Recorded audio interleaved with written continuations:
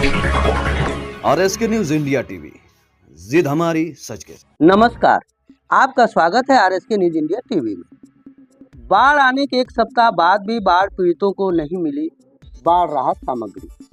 बाढ़ के दौरान सीएम योगी ने लखीमपुर खीरी क्षेत्र में बाढ़ग्रस्त क्षेत्रों का हवाई सर्वेक्षण कर दिया था आवश्यक दिशा निर्देश।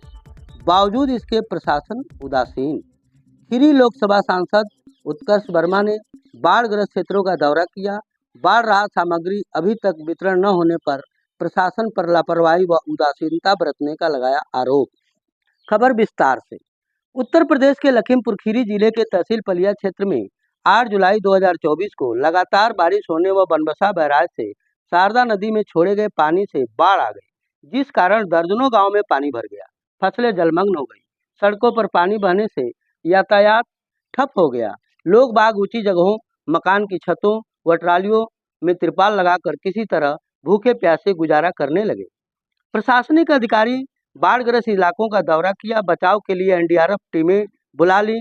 बाढ़ में फंसे लोगों को निकाला, परंतु भूखे प्यासे लोगों के लिए भोजन पैकेट की व्यवस्था नहीं करा सके। बाढ़ आए एक सप्ताह बीत गया। बाढ़ का पानी धीरे धीरे उतर रहा है, परंतु अन्नदाता व मजदूर तबके बाढ़ पीड़ितों को प्रशासन अब तक बाढ़ राहत सामग्री उपलब्ध नहीं करा सका। रविवार को खीरी लोकसभा सांसद उत्कर्ष वर्मा बाढ़ग्रस्त गांव गोविंद नगर, भानपुरी कॉलोनी आदि गांव का दौरा कर बाढ़ पीड़ितों का पुरसा हाल जाना। बाढ़ पीड़ितों ने गांव की समस्या बताई। बाढ़ राहत सामग्री, फसलों के नुकसान का उचित मुआवजा दिलाने व बाढ़ व कटान की समस्या से अस्थायी योजना बनाकर समस्या से निजात दिलाने की मांग की, जिस पर सांसद ने अधिकारियों से बातचीत कर वह संसद में समस्या को रखने की बात कही। मीडिया से बातचीत के दौरान बाढ़ राहत सामग्री अब तक न वितरण होने के सवाल पर सांसद उत्कर्ष वर्मा ने प्रशासन की लापरवाही व उदासीनता बताया। पूर्व ब्लॉक प्रमुख पलिया गुरप्रीत सिंह जारजी ने बनबसा डैम से शारदा नगर डैम तक बंधा बनाकर शारदा नदी की धारा को नियंत्रित कराने के लिए सांसद उत्कर्ष वर्मा को सुझाव दिया, जिसे सांसद ने संसद में समस्या उठाने का आश्वासन दिया। फिलहाल सूबे के मुखिया योगी जी के सख्त निर्देश के बावजूद बाढ़ राहत सामग्री वितरण, कच्चे मकानों के गिरने व फसल नुकसान के सर्वे का काम प्रशासनिक धीमी गति से करने का ग्रामीण आरोप लगा रहे हैं। देखिए, आज ये जो बाढ़ की विभीषिका है, ये समय से एक तो पहले आ गई और फसल जितनी भी इस क्षेत्र में थी लगभग नष्ट होने कगार पे आ गई। फसल नष्ट होने के साथ ही साथ तमाम गांव में पानी भर गया और पानी इतना तेज आया कि लोग अपना, जो गांव में लोग हैं वो अपना अनाज भी नहीं उसको हटा पाए, सुरक्षित जगह पे नहीं ले जा पाए। वो अनाज जो घरों में था वो भी खराब हो गया। बहुत से मकान कट गए हैं गांव में और बहुत से लोगों में गांव में अभी भी जल भराव है, जिसकी स्थिति में वो लोग सड़कों पर आके पशुओं के लिए चारे की व्यवस्था नहीं रह गई है, चारा भी कम पड़ रहा है और गांव के आवागमन में भी दिक्कत हो रही है। जल भराव की वजह से बहुत से जो मुख्य रास्ते थे वो भी कट गए हैं, टूट गए हैं। आपके इस पलिया क्षेत्र में आने के लिए तो 2 मुख्य रास्ते थे, दोनों ही कटे पड़े।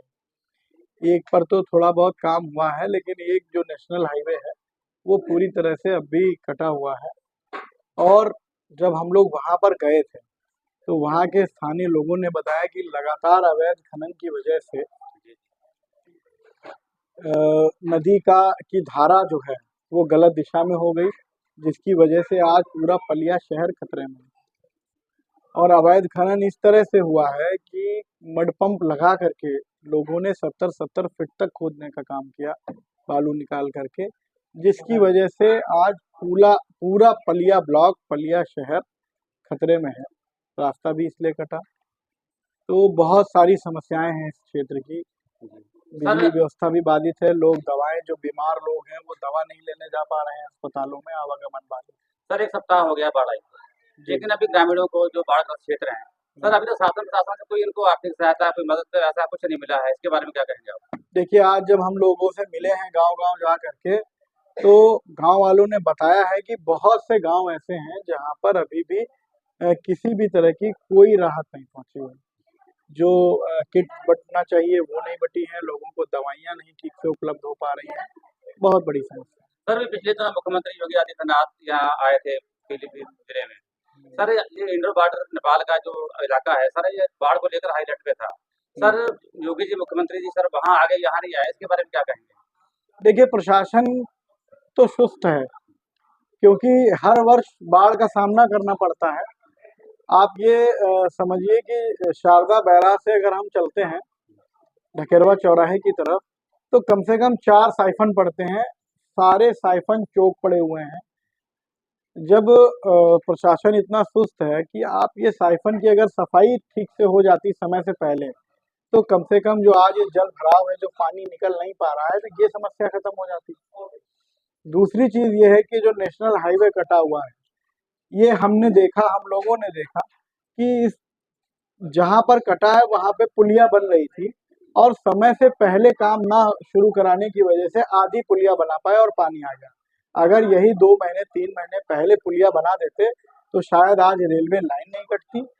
रेलवे लाइन कटी तो पुलिया नहीं कटती, जिसकी वजह से आज जो आवश्यक वस्तुएं हैं, डीजल, पेट्रोल, तमाम जो रोजमर्रा की जरूरी वस्तुएं हैं वो नहीं पहुंच पा रही है।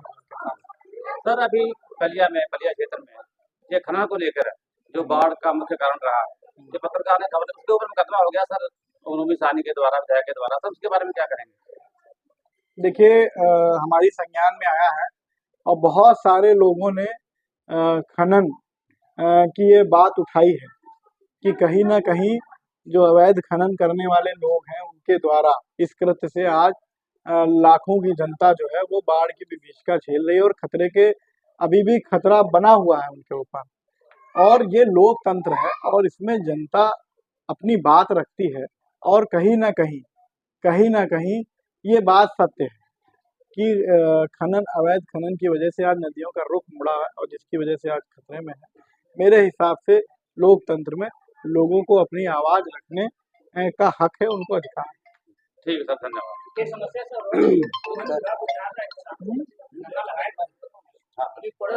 सबसे पहले सर्वे हुआ है बलिया यूनाइट फूड से रेंजर साहब कैसे किए उस पर क्या? देखिए, वो मामला अभी हमारी संज्ञान में नहीं है। अगर हमारी संज्ञान में वहाँ के जो भी पीड़ित हैं वो अगर बताएंगे तो उचित फोरम पर उनकी बात करेंगे। एक साल पहले होता गया था वन विभाग खेती करते थे 1995 देखिए, ये जो भी समस्याएं हैं वो हम इंदिरा नगर जा करके लोगों से जानकारी ले लेंगे, और उसमें जो भी उचित फोरम पर जहाँ पर भी जिस अधिकारी से भी बात करनी होगी हम वहाँ पर लोगों की आवाज को पहुँचाएंगे। सर ये बताइए, आप खीरी सांसद हुए थे और ये खीरी पीलीभीत दोनों जिला जो है बाढ़ से ग्रस्त है, और लगभग 30-40 सालों से बाढ़ की विभीषिका लोग झेलते हैं। इसका अस्थायी कोई समाधान नहीं हुआ है अभी तक। तो आप सांसद होते हुए अपने दृष्टिकोण से किस प्रकार से इस क्षेत्र को बाढ़ से मुक्ति दिलाने का कार्य करेंगे, इस पर थोड़ा सा। देखिए, ये बात आपकी सत्य है कि लगातार हर वर्ष बाढ़ से बहुत बड़ा नुकसान होता है, और शासन प्रशासन के द्वारा इसका स्थायी समाधान ढूंढना चाहिए। और ये बड़े दुर्भाग्य की बात है कि पिछली बार ये 10 सालों से बाढ़ की विभीषिका बढ़ी है लगातार, और जो वर्तमान सरकार है 10 वर्षों से लगातार इसकी केंद्र में सरकार चल रही है कि इन लोगों को इस पूरे तमाम कम से कम पूरे तराई की जनपद जितने हैं बॉर्डर से लगे हुए, उन सब में हर वर्ष बाढ़ की विभीषिका होती है। इसलिए इसका एक स्थायी निदान ढूंढना चाहिए गवर्नमेंट को, और गवर्नमेंट को उस पर आगे बढ़ना चाहिए। देखिए, हमको क्षेत्र के लोगों ने चुना है, और हम लोगों ने चुनाव में बाढ़ की समस्या से निजात दिलाने की भी बात रखी थी, और लोगों ने आवाज बना के हमें लोकसभा में भेजा है। इस जनता को खीरी लोकसभा की जनता को हम आश्वस्त करते हैं कि बाढ़ की समस्या को मजबूती के साथ में लोकसभा में उठा करके रखने का काम करेंगे। अच्छा सर, ये बताइए कि ये बाढ़ गुजरे 1 सप्ताह हो गया और अन्नदाता और ये मजदूर करके बाढ़ पीड़ितों को सरकार द्वारा अब तक कोई भी राहत सामग्री या पैकेज जो है किसी प्रकार का कोई राहत नहीं दिया गया।